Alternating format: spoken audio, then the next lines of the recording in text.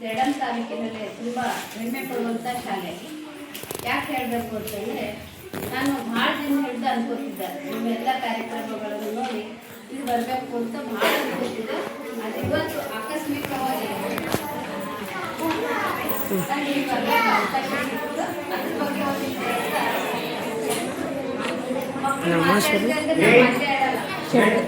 ಮಾತಾಡಲ್ಲ. 8ನೇ ತರಗತಿ ಮಕ್ಕಳಿಗೆ ಹೇಳ್ಕೊಡುವ ಸಮಾರಂಭವನ್ನು ಈ ಕಾರ್ಯಕ್ರಮದ ಅಧ್ಯಕ್ಷತೆ ಈ ಶಾಲೆಯ ಮತ್ತೆಲ್ಲ ನಮ್ಮ ಶಿಕ್ಷಕ ಸಹೋದರರು ಮತ್ತು ಗ್ರಾಮಸ್ಥರು, ವಿಶೇಷವಾಗಿ ಪೋಷಕರು, ಮಕ್ಕಳೊಂದು ಕಾರ್ಯಕ್ರಮ ನೋಡೋಕೆ ನೀವೆಲ್ಲ ಬಂದಿರತ್ತ ಇದ್ದಾರೆ. ನಮಗೆ ಬಹಳ ಖುಷಿ ಆಗ್ತದೆ. ಯಾಕೆಂದರೆ ಮಕ್ಕಳು ಮಾಡೋಂಥ ಕೆಲಸ ಕಾರ್ಯಗಳು ಪೋಷಕರಿಗೆ ಗೊತ್ತಾಗ್ತದೆ. ಅದೇ ರೀತಿ ನಮ್ಮ ಮುರುಗಿ ಗುಂಡೇರಾವ್ ಸರ್ ಬಗ್ಗೆ ಹೇಳಬೇಕಂದ್ರೆ ಎಷ್ಟು ಹೇಳಿದ್ವಿ ಕಡಿಮೆ. ನನಗೆ ಸರ್ ಹೇಳಬೇಕಾದ್ರೆ 2 ಮಾತು ಹೇಳಿದ್ರು: ಸಂಶೋಧಕರು, ಸಾಹಿತಿಗಳು ಮತ್ತು ಕವಿಗಳು. ಖಂಡಿತವಾಗ್ಲೂ ನನ್ನ ದೊಡ್ಡ ವ್ಯಕ್ತಿಗಳಲ್ಲ. ನಾನು ಇಂಥ ವ್ಯಕ್ತಿಗಳಿಂದ ಒಂಚೂರು ಏನೋ 1, 2, 3, 9 ಪುಸ್ತಕಗಳನ್ನು ಈ ವರ್ಷ ಬರ್ತೀನಿ. ಅದು ಸೇಡಂ ತಾಲೂಕಿಗೆ ಬಂದು ನನಗೆ ಆ ಒಂದು ಪ್ರೇರಣೆ ಅಂತಂದರೆ ನಾವು ಮುರುಗಿ ಗುಂಡೇರಾವ್ ಸರ್ ಅಂತ ಹೇಳ್ಬೋದು. ಆಮೇಲೆ ನಮ್ಮ ಸೇಡಂ ತಾಲೂಕಿನ ಸಮಸ್ತ ಶಿಕ್ಷಕ ಬಳಗ ಮತ್ತು ದೊಡ್ಡ ದೊಡ್ಡ ಸಾಹಿತಿಗಳಂತ ಹೇಳ್ಬೋದು. ಮಕ್ಕಳೇ, ನಿಮಗೆಲ್ಲ ಗೊತ್ತಿರಲಿ, ನಿಮ್ಮ ಒಂದು ಸಭಾಂಗಣಕ್ಕೆ ಇಟ್ಟಿರುವ ಹೆಸರೇ ನನಗೆ ಬಹಳಷ್ಟು ಸ್ಫೂರ್ತಿ ಕೊಡುವಂಥ ಒಂದು ಹೆಸರಾಗಿದೆ. ಏನಂತದ ನಿಮ್ಮ ಸಭಾಂಗಣದ ಹೆಸರು?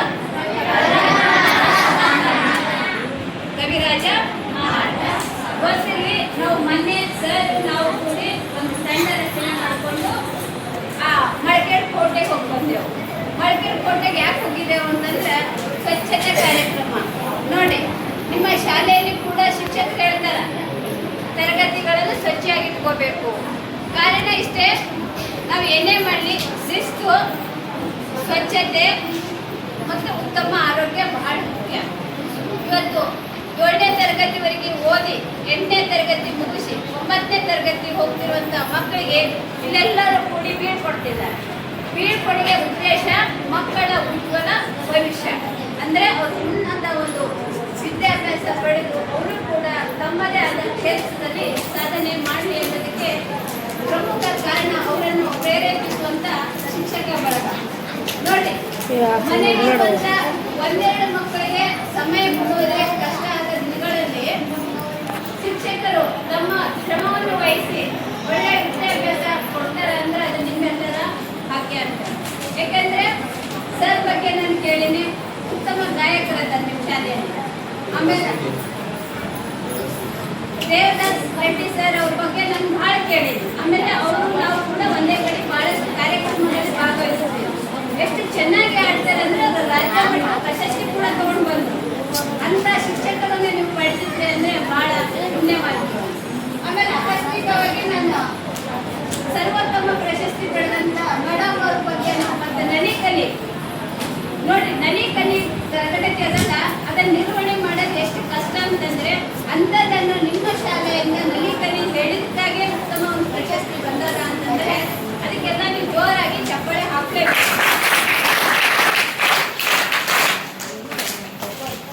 ಯಾಕೆಂದರೆ ನಲಿಕಲಿ ಎಷ್ಟೆಲ್ಲ ಕಲಿಸ್ಕೊಟ್ಟು ನಿಮ್ಗೆ ಅಂತಂದರೆ ನಾವು ಅದ್ರ ಬಗ್ಗೆನೇ ನಾನು ಕವನ ಬರ್ತೀನಿ. ಮಕ್ಕಳೇ ಗೊತ್ತಿರಲಿ, ನನ್ನ ಮೊದಲ ಕವನ ಸಂಕಲನೆ ನಲಿಕಲಿ ಅಂತಾರೆ. ಅದ್ರ ನಂತರ 2ನೇದು ಭಾವಕುಸುಮ, 3ನೇದು ಸರ್ ಹೇಳ್ದಂಗೆ ಅಡ್ಗೆ ಗ್ರಾಮದ ಬಾವಿಗಳು. ಈಗ 3 ಪುಸ್ತಕ ಒಂದೇ ಸಲ ಬರೀತಿದ್ದೀನಿ. ಅದು ಎಷ್ಟು ಖುಷಿ ಕೊಡ್ತಾ ಇದೆ ನನಗಂತಂದ್ರೆ, ನಿಜವಾಗ್ಲೂ ಇದು ನಮ್ಮ ಸೇಡಂ ತಾಲೂಕು ಸಾಹಿತ್ಯಕ್ಕೆ ತುಂಬ ಹೆಸರಾದಂಥ ಸ್ಥಳ. ಆ ಒಂದು ಪ್ರತಿಭೆ ನಾನು ಮಕ್ಕಳೆಲ್ಲ ಕೂಡ ಕಾಣ್ತಾ ಇದ್ದೀನಿ. ನೀವು ಕೂಡ ಯಾಕೆ ನಾವು ಮಕ್ಕಳಿಗೆಲ್ಲ ಸ್ವಲ್ಪ ಬರೀರಿ ಅಂತ ಹೇಳ್ತೀವಿ ಅಂತಂದರೆ, ಯಾವ ಮಗು ಏನಾಗ್ತದೆ ಅಂತ ಯಾರಿಗೂ ಗೊತ್ತಿಲ್ಲ. ಬರೀ ನಾವು ಡಾಕ್ಟರ್, ಇಂಜಿನಿಯರ್ ಆಗೋದೇ ದೊಡ್ಡ ಸಾಧನೆ ಅಲ್ಲ. ನಾವು ಸಾಹಿತ್ಯ ಆಗೋದೇ ದೊಡ್ಡ ಸಾಧನೆ, ನಾವು ಬರಹಗಾರ ಆಗೋದು ಕೂಡ ದೊಡ್ಡ ಸಾಧನೆ. ಆನಂತರ ನಾವು ಒಳ್ಳೆಯ ಮೌಲ್ಯಗಳನ್ನು ಜೀವನದಾಗ ರೂಢಿಸ್ಕೊಳ್ತೀವಲ್ಲ, ಅದು ದೊಡ್ಡ ಸಾಧನೆ. ಅಂಥ ಮಕ್ಕಳು ನೀವೆಲ್ಲರೂ ಆಗಲಿ ಅಂತೇಳಿ ನಾನು ಹಾರೈಸುತ್ತಾ, ನನಗೆ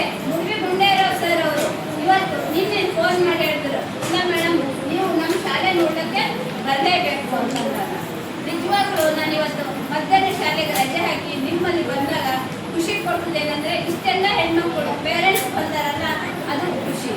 ಅನಂತರ 8ನೇ ಮಕ್ಕಳಿಗೆ ಹೋಗೋರಿಗೆ 7ನೇ ಮಕ್ಕಳು ತಮ್ಮದೇ ಆದಂಥ ಕಿರುಕಾಣಿಕೆ ಕೊಟ್ಟರು. ಗೊತ್ತಿದೆ, ಆ ಕಾಣಿಕೆ ಚಿಕ್ಕದಾಗಿರ್ಬೋದು, ಆದರೆ ಅಲ್ಲಿ ಭಾವನೆ ತುಂಬಾ ದೊಡ್ಡದು. ಅದೇ ರೀತಿ ನನಗೆ ಗೊತ್ತಿದ್ದಿದೆ ಟೀಚರ್ಸ್ಗಳಿಗೆ ಸನ್ಮಾನ ಅದ ನಾನು, ಅದು ಆಕಸ್ಮಿಕ. ಆ ಭಾಗ್ಯ ನಮ್ಮ ಶಾಲೆ ಶಿಕ್ಷಕರು ಪಡ್ಕೊಂಡ್ರಲ್ಲ, ಅದು ನನಗೆ ಖುಷಿ ಕೊಡುತ್ತೆ. ನಂತರ ನನಗೆ ಕೂಡ ಸನ್ಮಾನ ಮಾಡಿದ್ರು. ಅದು ಸರ್ ಹೇಳ್ತಿದ್ರು ಏನಂತ, ನೀವು ಕವಿಗಳು ಅಂತ. ತುಂಬಾ ನನಗೆ ಹೆಮ್ಮೆ ಅನ್ನಿಸ್ತು. ಆ ಒಂದು ಸೌಭಾಗ್ಯ ನಮ್ಗೆ ಸಿಗ್ಬೇಕಾದ್ರೆ ನಿಜವಾಗ್ಲೂ ನಾವು ಪುಣ್ಯ ಮಾಡಿರ್ಬೇಕು. ಅದ್ರ ಜೊತೆಗೆ ಮಕ್ಕಳೇ ನಮ್ಗೆ ಇಷ್ಟವಾದಂಥ ಒಂದು ಕವನ ಹೇಳ್ತೀನಿ. ನಾನು ಸಮಾಜ ವಿಜ್ಞಾನ ಟೀಚರ್ ಇದ್ದೀನಿ. ಎಲ್ಲಿ ಹೇಳ್ತೀನಿ ಅಂದ್ರೆ ಸರ್ಕಾರಿ ಪ್ರೌಢಶಾಲೆ ಆಡ್ತಿಯಲ್ಲಿ. ಆ ಸಮಾಜ ವಿಜ್ಞಾನ ಬೋಧನೆ ಮಾಡ್ತಾ ಮಾಡ್ತಾ ಮಾಡ್ತಾ ನನ್ನಲ್ಲಿ ಕೂಡ ಒಂದು ಮಕ್ಕಳ ಮನಸ್ಸನ್ನೇ ಬೆಳೆದ ಅಂತ ಹೇಳ್ಬೋದು. ನಂಗೆ ಒಂದು ಸಿಟ್ಟು ಅನ್ನೋದೇ ಇಲ್ಲ. ನೀವು ಎಷ್ಟು ಇದು ಮಾಡ್ತಾರಲ್ಲ ಅದು ಇಲ್ಲ. ಆದರೆ ನನ್ನಲ್ಲಿ ಒಂದು ಬಂದಂಥ ಶಕ್ತಿ ಏನಂತಂದ್ರೆ ಮಕ್ಕಳನ್ನು ನೋಡಿದ ತಕ್ಷಣನೇ ಕವನ ಬರೀತೀನಿ. ಅದು ನನಗೆ ಖುಷಿ ಕೊಡ್ತದ. ನಾನು ಭಾರತ ಸ್ಕೌಟ್ ಗೈಡ್ನಲ್ಲಿ ಇರೋದ ಕಾರಣ ಅದನ್ನೆಲ್ಲ ಒಂದು ಕವನ ಬರ್ತೀನಿ.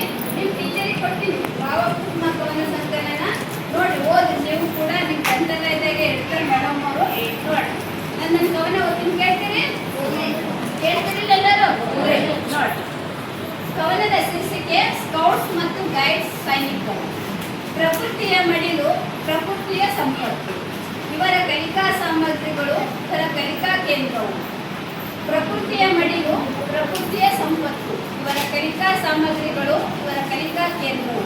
ನೋಡಿ ಕಲಿಯುವ, ಆಡಿ ನಲಿಯುವ ಮಕ್ಕಳಿವರು. ನೋಡಿ ಕಲಿಯುವ, ಆಡಿ ನಲಿಯುವ ಮಕ್ಕಳಿವರು. ಸಂತೋಷದ ಕಲಿಕೆಯ ಪ್ರೇರಕರಿವರು ಸ್ಕೌಟ್ಸ್ ಮತ್ತು ಗೈಡ್ಸ್ ಸೈನಿಕರು. ಸ್ಕೌಟ್ಸ್ ಮತ್ತು ಗೈಡ್ಸ್ ಸೈನಿಕರು. ಶಿಸ್ತಿನ ಸಿಪಾಯಿಗಳು ಇವರು, ಹಾರಾಡುವ ಹಕ್ಕಿಗಳು ಇವರು. ಶಿಸ್ತಿನ ಸಿಪಾಯಿಗಳು ಇವರು, ಹಾರಾಡುವ ಹಕ್ಕಿಗಳು ಇವರು. ಮೈಗೂಡಿಸಿಕೊಂಡಿರುವುದು, ಮೈಗೂಡಿಸಿಕೊಂಡಿರುವುದು ಮಾನವೀಯ ಮೌಲ್ಯಗಳು, ಮಾನವೀಯ ಮೌಲ್ಯಗಳು. ಸದಾ ಸೇವೆಗೆ ಸಿದ್ಧರಾಗುವರು, ಸದಾ ಸೇವೆಗೆ ಸಿದ್ಧರಾಗುವರು. ನಾಡಿನಲ್ಲಿ ಎಲ್ಲೆಲ್ಲೂ ಇವರಿರುವರು, ನಾಡಿನಲ್ಲಿ ಎಲ್ಲೆಲ್ಲೂ ಇವರಿರುವರು. ಸ್ಕೌಟ್ಸ್ ಗೈಡ್ ಸೈನಿಕರು ಭಾರತ ಮಾತೆಯ ಮಕ್ಕಳು. ಸ್ಕೌಟ್ಸ್ ಗೈಡ್ ಸೈನಿಕರು ಭಾರತ ಮಾತೆಯ ಮಕ್ಕಳು. ಮಕ್ಕಳೇ, ನಿಮಗೆಲ್ಲ ಈ ಕವನ ಇಷ್ಟ ಆಗಿದೆ ಅಂತ ಅನ್ಕೋತೀನಿ. ನನಗೆ ಒಂದೆರಡು ಮಾತಾಡೋಕ್ಕೆ ಮುಖ್ಯ ಗುರುಗಳು ಕರೆಸಿ ಸನ್ಮಾನ ಮಾಡಿ ನನಗೆ ಅವಕಾಶ ಕೊಟ್ಟಂತ ವೇದಿಕೆಗೆ